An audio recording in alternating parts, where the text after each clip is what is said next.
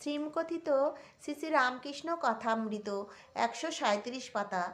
এদিকে ঈশ্বরী কালী মন্দিরে ও ঈশ্বরী রাধাকান্তের মন্দিরে মঙ্গল আরতি হইতেছে ও শাঁখ ঘণ্টা বাজিতেছে। ভক্তেরা উঠিয়া দেখিতেছেন কালীবাড়ির পুষ্পোদ্যানে ঠাকুরদের পূজার্থ পুষ্পচয়ন আরম্ভ হইয়াছে। প্রভাতীর আগের লহরী উঠিয়া নহবৎ বাজিতেছে।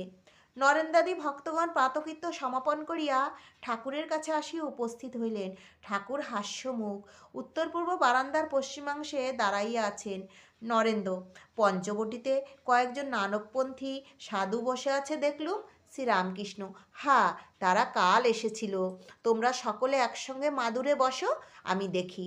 ভক্তেরা সকলে মাদুরে বসিলে ঠাকুর আনন্দে দেখিতে লাগিলেন ও তাহাদের সহিত গল্প করিতে লাগিলেন। নরেন্দ্র সাধনের কথা তুলিলেন। জয় ঠাকুর, জয় মা, জয় স্বামীজি।